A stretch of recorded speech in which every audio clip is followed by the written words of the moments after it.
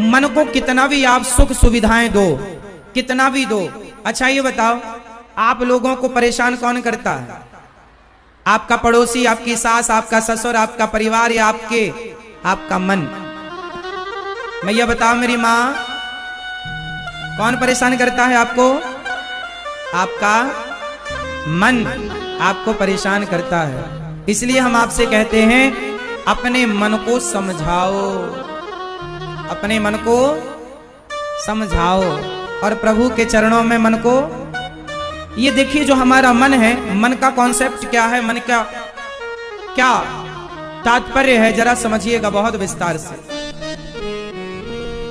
हमारा जो मन है ना, वो स्थिर नहीं होता, किसी एक जगह पर टिकता नहीं।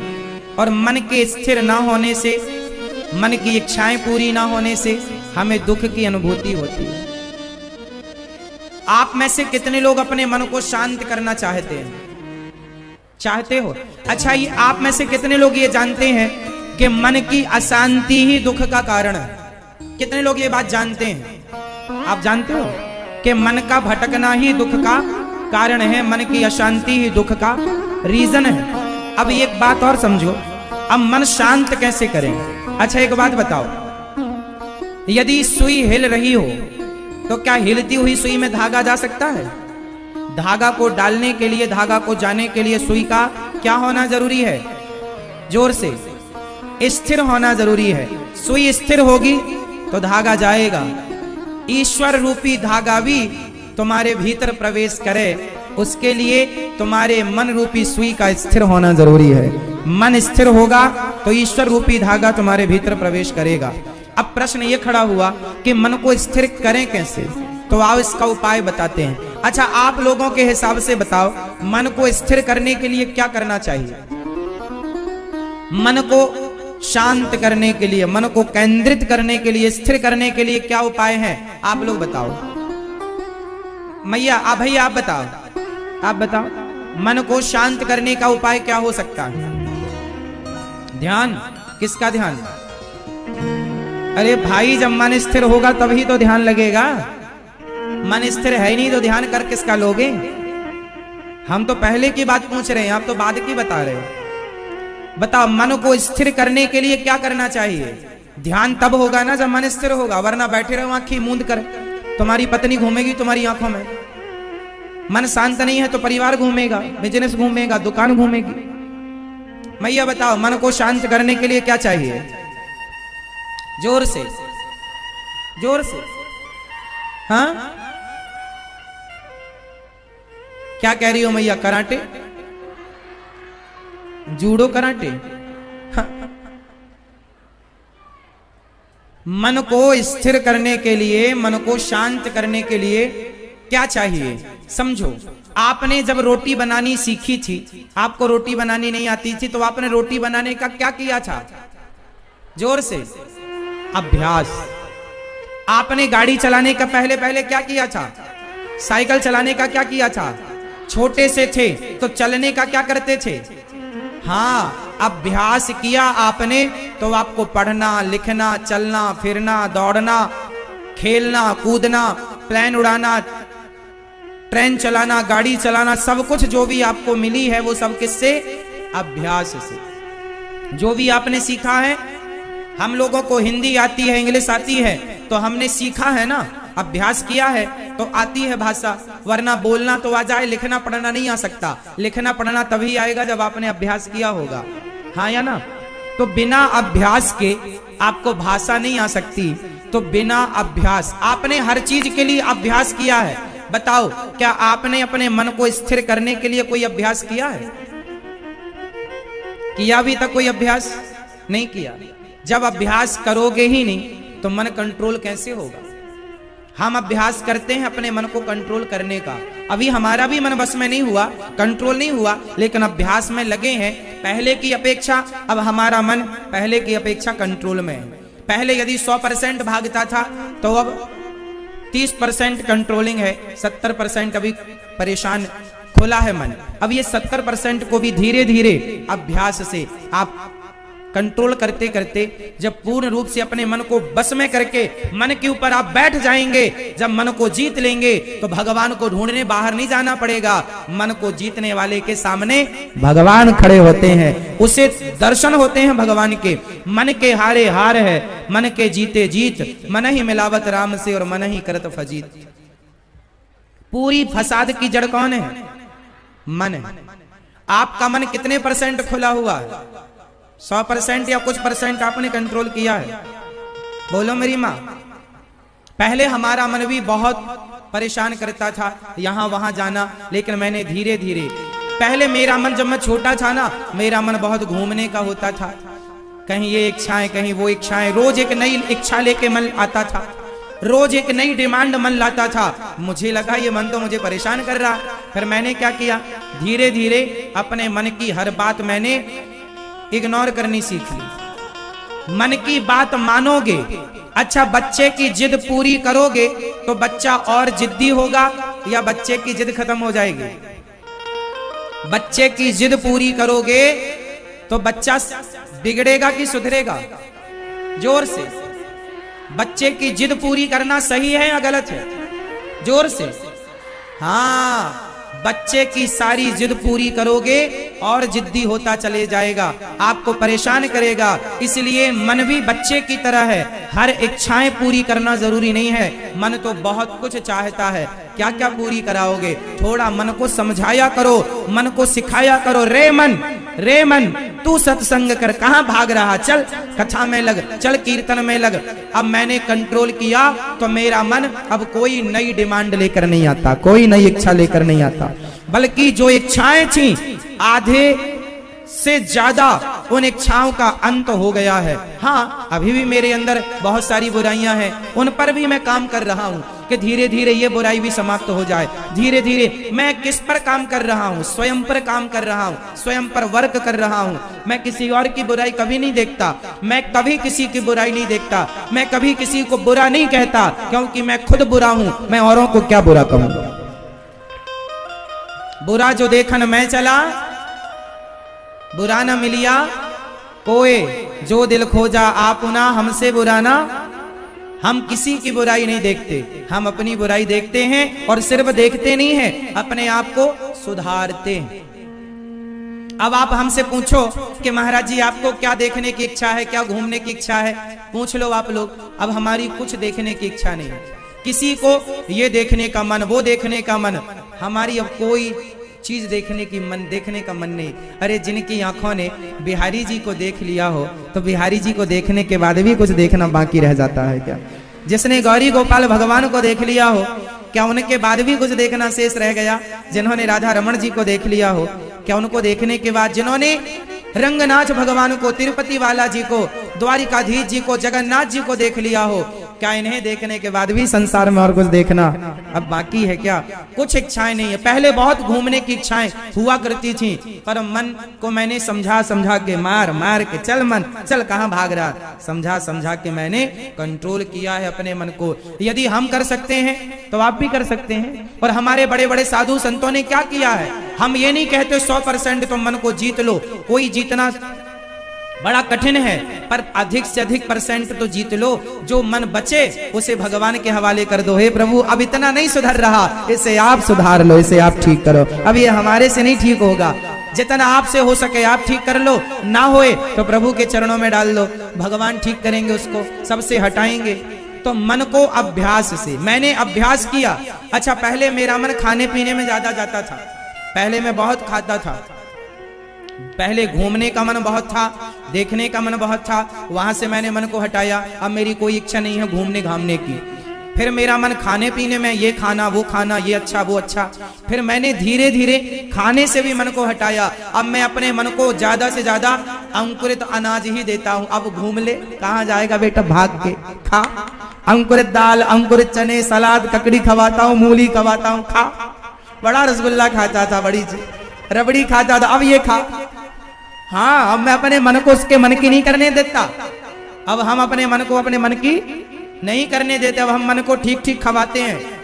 पहले तो कुछ भी मन जाता था कहीं भी, अब धीरे धीरे हमने खाने से, पहले मैं बहुत सोता था, फिर धीरे धीरे मुझे लगा मेरा मन तो बहुत ज्यादा आलसी हो जाएगा। फिर मैंने अपने मन को कहा ज्यादा सोना नहीं, काम ज्यादा करना है, कर्म ज्यादा करना है, अच्छे काम करो बस। मैंने सोने से भी कटौती कर ली। पहले दिन में सोता था, ये बातें कम से कम मैं 10 साल पुरानी बातें बता रहा हूं। 10 साल पहले मेरा मन ऐसा था, फिर 10 साल से मैंने मन को कंट्रोल किया, तो अब जाके 30-40% मन मेरा ठीक हुआ है। सालों लगते हैं, सालों, ऐसा नहीं कि आज ही आपने सोचा और कल ही आपका मन आपकी मुट्ठी में, ऐसा नहीं, सालों लगेंगे। इसलिए कहता हूं जल्दी शादी वादी कर लो, अपनी जिम्मेदारी से मुक्त हो और मन धीरे धीरे हटाओ सब जगह से, है ना। जिम्मेदारियां भी करनी पूरी हैं भैया, अब जिम्मेदारियां भी तो सामने वो भी करनी है। जिम्मेदारियां पूरी करो, कर्म पूरा करो, नाम कमाओ, पैसा कमाओ, इज्जत कमाओ, पर मन सबसे हटाकर भगवान में लगाओ। अब मेरा मन पहले की अपेक्षा बहुत अच्छा हो गया है। हाँ, थोड़ा % अभी बाकी है, तो अभी मैं और कोशिश में लगा हूं कि मन पूरा अंतर्मुखी हो जाए। एक मन होता है बहिर्मुखी, जो संसार को देखने का मन हो जिसका, उसका मन बहिर्मुखी है। और जो भीतर ही भीतर देखे, जो बाहर की सुंदरता ना देखे, जो बाहर ना देखे, जो अपने भीतर देखे, जो दुनिया को ना देखे, स्वयं को देखे। जो स्वयं को देखता वो अंतर्मुखी, जो दुनिया को देखता वो बहिर्मुखी। तो मैंने अपना मन बहिर्मुखी से अंतर्मुखी तो बना लिया है, थोड़ा सा बचा है, उसे भी कंट्रोल करके मैं ठीक करूंगा। आप लोग कर रहे हैं अपने में वर्क के नहीं? मैया आपका मन कहाँ लगा है? पोता पोती, बेटा बेटी, ये मेरा वो मेरा, सबसे मन हटा लो मेरी माँ। और मन कैसे हटेगा? अच्छा एक बात बताओ, एक मंदारी बंदर कितना चंचल होता है, पर मंदारी बंदर को भी वश में कर लेता है कि नहीं? बोलो हाँ। बंदर का खेल देखा है आप लोगों ने? मंदारी कहता है बंदर ससुराल जाएगा, कैसे जाएगा? गाड़ी से जाता है। जाएगा तो जमीन में बैठेगा? नहीं, वो कंबल में बैठता, दरी में बैठता है। एक मंदारी इतना चंचल बंदर होता है, उस बंदर को वश में कर लिया। एक मंदारी ने बंदर को वश में कर लिया। एक आदमी को देखा मैंने, चिड़िया को वश में कर लिया। चिड़िया को, बंदर को, सर्कस में शेर को यदि वश में किया जा सकता है, तो आप कैसे इंसान हो अपने मन को वश में ना कर पाए? करने वाले ने बंदर को वश में कर लिया, तो मन को वश में ना कर पाए। तो बताओ, मन को वश में करने वाला बड़ा है या मन से हार जाने वाला, मन को वश में ना करने वाला बड़ा है? जोर से। कोई पैसों से बड़ा नहीं होता साहब। जो अपने मन को वश में कर लेता है, जो मन को वश में कर सकता है, वही दुनिया को वश में कर सकता है। जो अपने मन को समझा सकता है, वही सबको समझा सकता है। जो अपने को नहीं समझा पाया, जो अपने को ना सुधार पाया, वो दूसरों को ना सुधार पाएगा। जो अपने को ना बदल पाया, वो दूसरों को ना बदल पाएगा। इसलिए पहले अपने को बदलो, फिर औरों को बदलो। अपने को ठीक करो, अपने मन को कंट्रोल करो, अपने मन को सबसे हटाओ, सबसे। मन की जितनी कामनाएं हैं, इच्छाएं हैं, उनके मुंह पर लात मारते चलो, रगड़ते चलो, ताकि उनकी इच्छाएं समाप्त होती चलें। एक सांप होता है जिसके बहुत सारे फण होते हैं। भगवान ने एक सांप को मारा था, जिस पर नृत्य किया था। कालियानाग उसका नाम था। कालियानाग पर भगवान ने क्या किया? जिस फण को ना झुकाता, उस पर पांव मार के रगड़ देते, खून आ जाता, उसका फण समाप्त हो जाता। ये फण क्या है? ये हमारा मन ही सांप है, जिसके हजारों फण हैं। हजारों फण मीन्स हजारों इच्छाएं। हजारों फण मीन्स हजारों इच्छाएं। इन इच्छाओं के मुंह को कुचलना पड़ेगा, वरना ये इच्छाएं आपको सारी जिंदगी परेशान करेंगी। हाँ या ना? अच्छा आप बताओ, मन हमारा शत्रु है, मन हमारा दोस्त है या दुश्मन है? जोर से। हमारा मन दुश्मन है या दोस्त है? जोर से। दुश्मन। हमारा मन हमारा दोस्त भी है और दुश्मन भी। यदि हमारा मन हमारे वश में है, तब तो हमारा दोस्त है, और हमारे वश में नहीं है तो हमारा सबसे बड़ा दुश्मन हमारा मन है। अच्छा एक बात बताओ, ताले को बंद करने के लिए चाबी एक होती है या दो? सामान्य ताला जो हम लोग घर में यूज करते हैं, बैंक का ताला तो 2 चाबियों से खुलता और लगता तो एक से, ये खुलता 2 से। पर सामान्य जो हमारे घर में ताले होते हैं वो एक चाबी से ही लगते हैं, उसी चाबी से खुलते हैं। चाबी इस तरफ घुमाया ताला बंद, इस तरफ घुमाया ताला खुल गया। मन वो चाबी है। मन संसार में लगाओगे तो बंधन है, और मन भगवान में लगाओगे तो मुक्ति है। ये मन ही बंधन का कारण है, मन ही मुक्ति का कारण है। अब मर्जी आपकी कि आपको मन लगाना कहाँ है। तो कितने लोग अब अपने मन पे काम करेंगे और मन को धीरे धीरे वश में करेंगे, अपनी इच्छाओं का अंत करेंगे, वरना वो इच्छाएं आपका अंत कर देंगी। बताओ कितने लोग अपने मन पे वर्क करेंगे? आज से करोगे? जीतोगे अपने मन को? अभ्यास तो करो, कोशिश तो करो। धीरे धीरे अपने मन की इच्छाएं, हर बात क्यों माननी है मन की ये बताओ? हर जिद क्यों पूरी करनी है मन की ये बताओ? नहीं करना पूरी, नहीं क्या कर लेगा मन? यदि मैंने मन की इच्छाएं पूरी नहीं की तो बताओ क्या कर लेगा मन? कुछ भी नहीं कर पाएगा। आप लोग मन से डर जाते हैं। अच्छा ये बताओ, आपका मन, आप मन के गुलाम हो या मन आपका गुलाम है? जोर से। मन हमारा गुलाम है या हम मन के गुलाम है? जोर से। कौन किसका गुलाम है? हम। हमारा गुलाम मन होता है, पर आप लोगों ने मन को इतनी आजादी दे रखी है कि वो राजा बना बैठा और तुम उसकी गुलामी कर रहे हो। मन को अपने अधीन करो, मन को अपने वश में करो। कपिल भगवान ने मां देवहूति को समझाया और कहा, मां तितिक्षवः तितिक्षवः कारुणिकाः सुहृदः सर्वदेहिनां अजात शत्रवः शांता साधवः साधुभूषणा। सहनशील बनो। कपिल भगवान ने मां से कहा, मां मुझ में, सब में मुझको देखो और सेवा करो। कपिल भगवान ने, मां देवहूति ने कहा, प्रभु ये बताओ भक्ति किसे कहते हैं? अच्छा आप लोग बताओ भक्ति किसे कहते हैं? भक्ति किसे कहते हैं? जोर से मेरी मां। कोई बेटा अपने माता पिता की सेवा कर रहा हो तो सेवा करते हुए बेटे को आप क्या कहेंगे? ये भक्ति है या नहीं? कोई बहू अपने सास ससुर और अपने पति की सेवा कर रही हो तो ये भक्ति है या नहीं? जोर से। इसका मतलब ये हुआ कि सेवा ही भक्ति है। इसलिए आप लोग सेवा करो। मुझे पता है कि ये दास अनिरुद्ध क्या करता है। हम भी वृद्ध माओं की सेवा, अन्य क्षेत्र की सेवा, गौरी गोपाल गुरुकुल की सेवा, भगवान ने जितनी जिम्मेदारियां दी हैं ये दास उन जिम्मेदारियों को पूरी कर रहा है और सेवा ही हम करते हैं। और कपिल भगवान मां से क्या कहते हैं? सेवा करो। सेवा। सबसे बड़ा धर्म क्या है? सबसे बड़ी भक्ति क्या है? सेवा। अच्छा एक बात बताओ, बकरे का चमड़ा, बकरा जब मर जाता है, बकरी जब मर जाती है तो उसका चमड़ा ढोलक में लगाया जाता है कि नहीं? ऊंट का चमड़ा भी, ढोलक तबले में जो रस्सी होती है वो चमड़े की होती है, तो ऊंट का चमड़ा उसमें लगाया जाता है। ऊंट का चमड़ा काम पर आता है, बकरा बकरी का चमड़ा काम पर आता है, शेर का चमड़ा काम पर आता है, अधिकांश जानवरों का चमड़ा काम पे आता है। किसी के चमड़े का जूता बनता है, किसी के चमड़े का पर्स बनता है, किसी के चमड़े का बेल्ट बनता है, किसी के चमड़े का कुछ बनता है। अधिक चमड़ा काम पे आता है। एक बात बताओ, जानवरों का चमड़ा तो काम पर आता है, आप और हम जब मरेंगे तो हमारा और आपका चमड़ा काम पर आएगा कि नहीं? आपके चमड़े का जूता बनेगा? नहीं। एक मैं ये सोचता हूं कई बार कि जानवर सौभाग्यशाली हैं कि उनके चमड़ा मरने के बाद भी उनकी चमड़ी काम की है, लेकिन हम इंसानों का चमड़ा मरने के बाद किसी काम का नहीं। तो अनिरुद्ध ने सोचा, ये दास अनिरुद्ध ने सोचा कि मरने के बाद ये चमड़ा काम नहीं आएगा तो क्यों ना जीते जी इसका उपयोग किया जाए और इसको सेवा में लगाया जाए। इसलिए इन हाथों से ये दास अनिरुद्ध सेवा करता है। आपके परिवार में कितने लोग हैं? 2 लोग, 4 लोग, 6 लोग।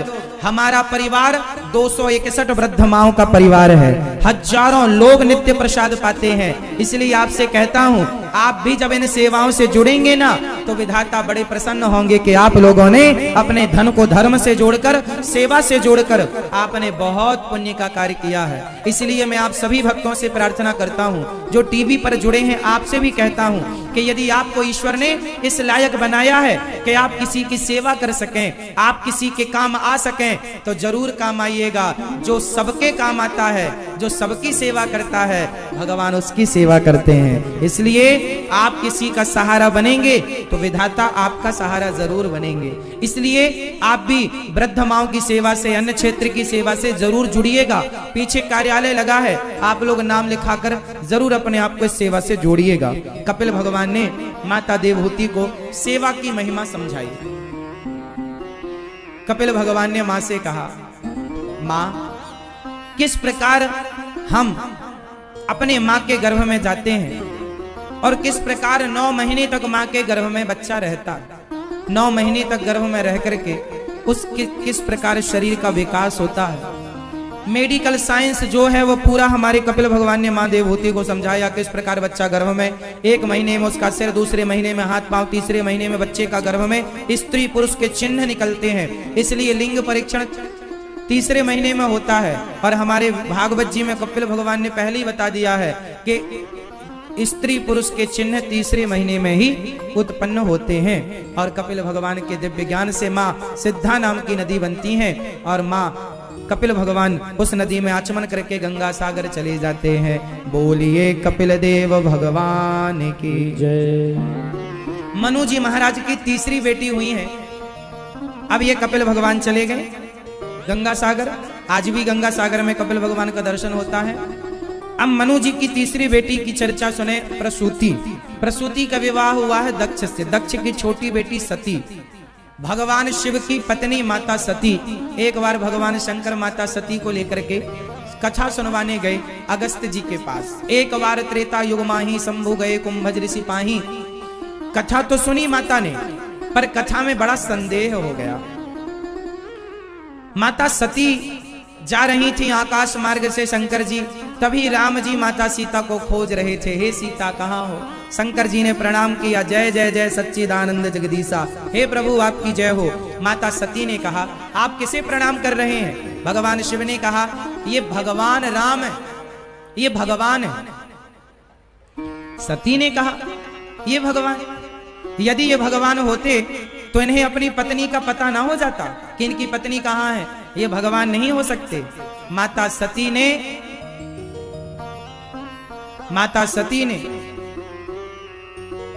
राम पर संदेह किया, भगवान पर संदेह किया। और जो भगवान पर संदेह करता है, संशयात्मा विनश्यति, उसका विनाश हो जाता है।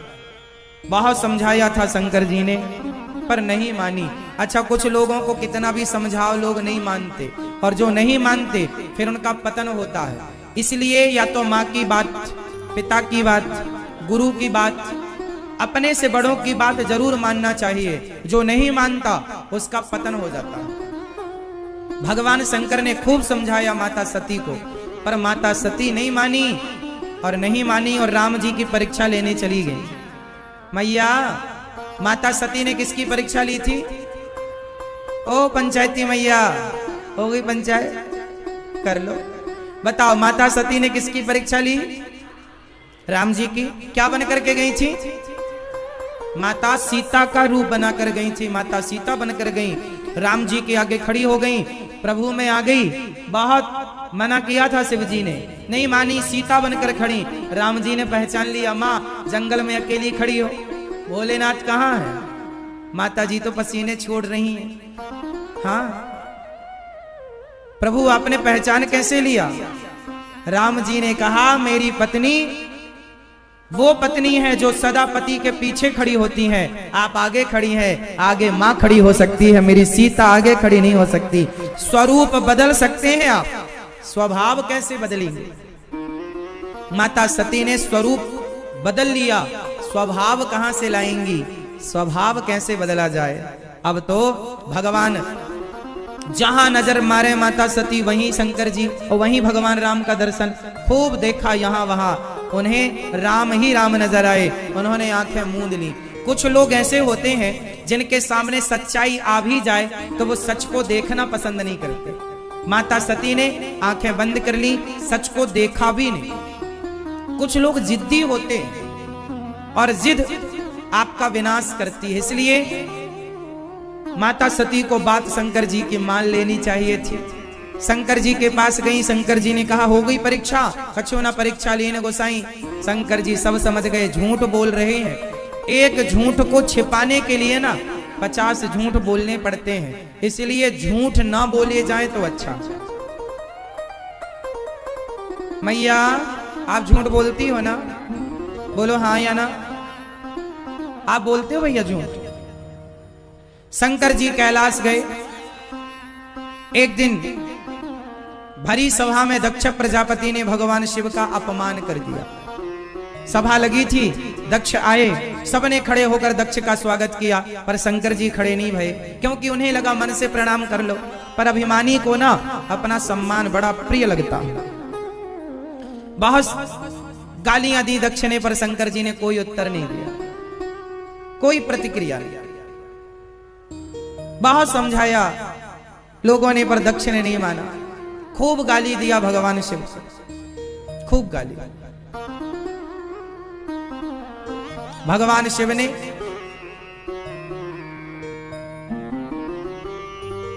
वहां से उठ करके चले गए। अच्छा ये बताओ, कोई आपको गाली देता है तो आपको क्या करना चाहिए? कोई आपको गाली देता तो आपको क्या करना चाहिए? आपको भी गाली देना चाहिए? हाँ, तो फिर कुत्ता जब आपको काटेगा कभी तो आप भी कुत्ते को काटेंगे। कुत्ते ने आपको काटा तो आप भी कुत्ते को काटें, ये समाधान नहीं है। किसी ने हमें गाली दी, आपने हमें गाली दी और हमने भी आपको गाली दी, तो फिर आप में और हम में अंतर क्या रह जाएगा? एक मूर्ख आदमी आपको गाली दे और आप भी उसको गाली दे दें, तो भाई वो तो मूर्ख था, आप तो पढ़े लिखे थे, आप तो समझदार थे। आप भी यदि उसकी मूर्खता के सामने मूर्खता का परिचय देंगे तो बताओ फिर उसमें और आप में कोई अंतर है? मेरी मां, अंतर है। इसलिए भगवान शंकर ने कोई उत्तर नहीं दिया। एक बार क्या हुआ, एक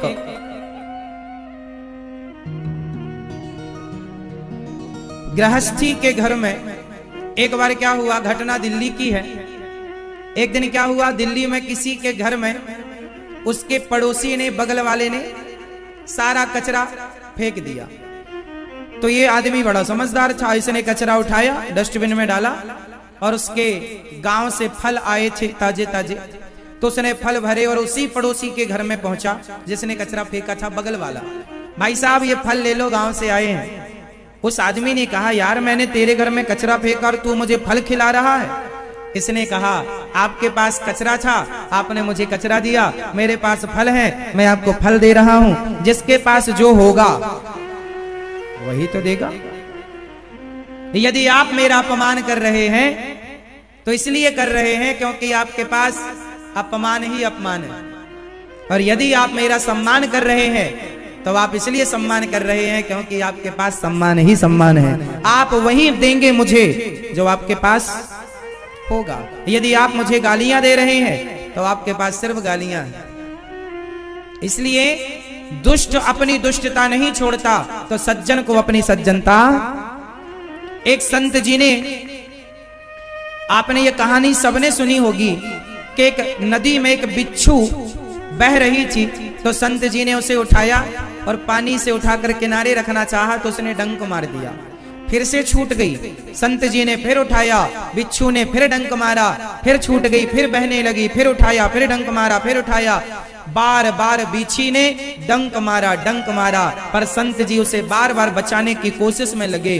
किसी ने कहा महात्मा जब वो बार बार तुम्हें डंक मार रही है तो क्यों से उठा रहे हो? संत ने कहा जब ये 50 ग्राम की बिच्छी अपने डंक मारने का धर्म नहीं छोड़ती तो मैं 100 किलो का इंसान, 50-70 किलो का इंसान बचाने का धर्म कैसे छोड़ दूं? ये डंक मारने का धर्म नहीं छोड़ती तो मैं इसे बचाने का धर्म कैसे छोड़ दूं? जब दुष्ट अपनी दुष्टता नहीं छोड़ता तो सज्जन को भी अपनी सज्जनता। मैया ले लो सेल्फी, ले लो। मैया छोड़ोगी अपनी दुष्टता? जब अब दुष्ट अपनी दुष्टता नहीं छोड़ता तो सज्जन को अपनी सज्जनता, तो हमें क्या नहीं छोड़नी है मेरी मां? जब हम अपनी गलत संस्कार नहीं छोड़ेंगे, गलत आदतें नहीं छोड़ेंगे, तो बताओ हमारे जीवन में सही विचार, सही आदतें कैसे आएंगी? हम लोग ना बदले की भावना से जलते हैं। हमारा अपमान उसने कर दिया, हम भी करेंगे। क्या जरूरत है बदला लेने की? रोज कोई ना कोई अपमान करता है, रोज कोई ना कोई गालियां देता है। किस किस का बदला लोगे? किस किस बात का लोगे और कब तक लोगे? इसलिए शंकर जी का अपमान हुआ, शंकर जी उठकर चले गए। समझदारी यही है कि आप मुझे गालियां दो तो देते रहो, मैं मुस्कुराहट के साथ आपका स्वागत करूंगा, सम्मान करूंगा। आप मेरा कितनी भी बार अपमान करो, पर आप जब मिलोगे मैं आपका सम्मान करूंगा। ये हम सबका स्वभाव होना चाहिए। और बताइए ये स्वभाव अच्छा है या बुरा? मैया बताएंगी, मोबाइल वाली मैया, ऐसा स्वभाव अच्छा है कि बुरा? जोर से। कोई आपको गाली दे और आप उसके बदले उसे सम्मानित करें, आप उसका आदर करें, आप उसकी गालियों को इग्नोर कर दें, ये स्वभाव अच्छा है या बुरा है? अच्छा है, कोई बात नहीं। किस किस को कांटा, जब आप रास्ते पर चलते हैं ना, बहुत सारे कांटे आपके पांव में चुभते हैं, तो आप कांटों के साथ क्या करेंगे? उसे भी पकड़ के उसे भी कांटा चुभाएंगे क्या? फिर कांटे चुभेंगे, आपको ही कांटों वाले रास्ते से बच बच के चलना पड़ेगा। दुष्ट लोग अपनी दुष्टता का परिचय देंगे, आपको ही ऐसे दुष्टों से बचकर चलना पड़ेगा। इसका अर्थ ये नहीं कि लोग हमें गालियां दें तो हम भी देने लग जाए। हम कम हैं क्या? हम तुमसे कम है? नहीं, ये समझदार लोगों की पहचान नहीं। आम के पेड़ पर लोग लाठी फेंकते हैं, पत्थर फेंकते हैं। आम किसी को फल फेंक के नहीं मारा, उसने तो जब जब दिया लाठी पत्थर के बदले मीठे मीठे फल दिए हैं।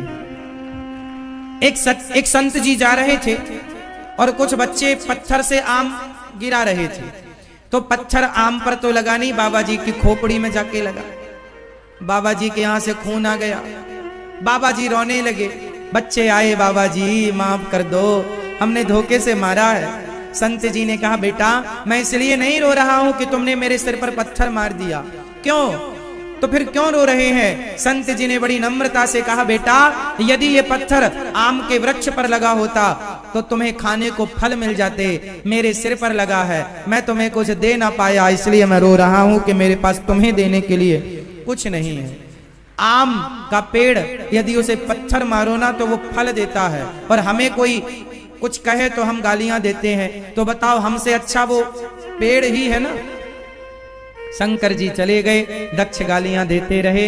भरी सभा में, भरे यज्ञ में शंकर जी का अपमान किया। दक्ष ने कोई उत्तर नहीं दिया। माता सती गई और जलकर उस यज्ञ में भस्म हो गई। और माता सती जब भस्म हुई तो माता सती के शरीर को लेकर शंकर जी दौड़े। जहां जहां वो शरीर के अंग गिरे वह एक एक शक्ति पीठ बनती चली गई, और शक्ति 52 शक्ति पीठ बनी, जिसमें 51 भारत में बंटवारे के समय पाकिस्तान में हिंगला शक्ति पीठ चली गई। और ये शक्ति पीठ माता सती का शरीर अंग ही आज हम लोग देखते और सुनते हैं। 52 शक्ति पीठ। प्रिय भक्तों, इसके बाद भगवान वह सती पार्वती के रूप में जन्म लेती हैं और शिव पार्वती का विवाह संपन्न होता है। बोलिए शंकर भगवान की जय। अब मनु जी की 3 बेटियों की कथा हमने आपको सुनाई, अब 2 बेटों की कथा सुनाते हैं। आप लोगों को कितने लोगों को कथा अच्छी लग रही है ये बताओ। अच्छा ये बताओ, अच्छी तो ठीक है, कुछ ना कुछ सीखने को मिल रहा है कि नहीं आप लोगों को? किस किस को मिल रहा है? यदि आपके जीवन में आप परिवर्तन चाहते हैं तो मैं विश्वास से कह सकता हूं, जो कथा सुनने वाले भक्त हैं उनके जीवन में परिवर्तन जरूर होता है। आप भी सुना करें और दिल्ली के उन भक्तों को भी कथा सुनाएं जो अभी कथा से वंचित हैं। आप कितने लोग मोबाइल पर कथा, और हमारे देश में हमारी माताएं, बहनें, भाई, हम सभी लोग अपने देश में गाय को सम्मान दे पाएंगे। और रामचरितमानस को जो लोग जला देते हैं, हम राष्ट्रीय ग्रंथ रामचरितमानस को कहते हैं कि जो सबको शिक्षा देने वाला ग्रंथ है, भगवद गीता, रामचरितमानस, इनको विशेष सम्मान मिलना चाहिए। विशेष हम तो कहते हैं सिलेबस में पढ़ाया जाना चाहिए। बच्चों के बैग में रामचरितमानस और गीता होनी चाहिए, ताकि उन्हें अपने धर्म का बोध हो।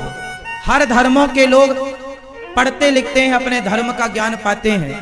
मुसलमान का बच्चा टोपी लगा के मदरसे में जाता है पढ़ने के लिए। क्रिश्चियन का बच्चा संडे के संडे जाता है पढ़ने के लिए, अपने धर्म का ज्ञान लेने के लिए।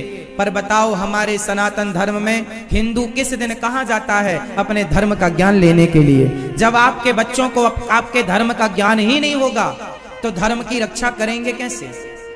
किस धर्म की रक्षा करेंगे? धर्म का तो ज्ञान ही नहीं है। इसलिए अपने बच्चों को, आप में से कितने लोग ऐसे हैं जिसके घर में गीता और रामचरितमानस है? किसके घर में रामचरितमानस और गीता है तो बच्चों को पढ़ाया करो। बच्चों को पोयम याद कराते हो, क्या लाभ है पोयम याद कराने से?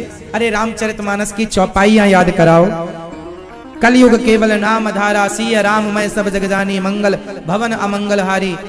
रामचरितमानस की चौपाइयां, भगवद गीता के श्लोक याद कराओ, उनका ज्ञान बढ़ेगा, नॉलेज बढ़ेगा। इसलिए आपके बच्चों को यदि आप विकास चाहते हैं ना, तो धर्म से जोड़ना जरूरी है। अपने राम के बारे में उन्हें बताओ, अपने कृष्ण के बारे में उन्हें बताओ। बच्चों के माथे पर तिलक लगाओ, बच्चों की शिखा रखो। हफ्ते में एक दिन धोती, कांच लगाकर धोती पहना करो। तुम्हारे दादाजी नानाजी पहना करते थे। सारी परंपराएं लुप्त हो गई। हमारे धर्म के दुश्मन हम ही हैं। हम अपने धर्म का पालन ही नहीं करते, कैसे हमारे धर्म का कल्याण होगा? इसलिए आप अपने धर्म के लिए अपने बच्चों को धर्म की शिक्षा जरूर दो। चाहे मुसलमान हो, चाहे ईसाई हो, कोई हो, सब लोग अपने अपने धर्म का ज्ञान अपने अपने बच्चों को देते हैं। एक हिंदू लोग, आप लोग, हम लोग अपने बच्चों को अपने धर्म का ज्ञान नहीं देते, अपने धर्म के बारे में नहीं बताते। ये बड़ा दुखद है। बताओ, सिखाओ। आप नहीं सिखाएंगे, कौन सिखाएगा? बताओ, तिलक क्यों लगाया जाता है? अच्छा आप लोग बताओ, तिलक क्यों लगाया जाता है? हमारा देश, अब देखो ना, मुसलमान टोपी लगाता है, उसे देखकर कभी कोई मुसलमान हंसता नहीं है। ईसाई क्रॉस पहनता है, उस क्रॉस को देखकर के कोई कभी हंसता नहीं है, कोई ईसाई। लेकिन हिंदू यदि तुलसी की माला और माथे पर तिलक लगाएगा तो अपने लोग हंसी उड़ाते हैं, मजाक उड़ाते हैं। अरे बड़ा पंडित बन रहा है, बड़ा तिलक, बड़ी कंठी माला पहन रहा है। अब बताइए, आप जब अपने धर्म का मजाक बनाएंगे, आप जब अपनी गंभीरता को नहीं समझेंगे, तो समझेगा कौन?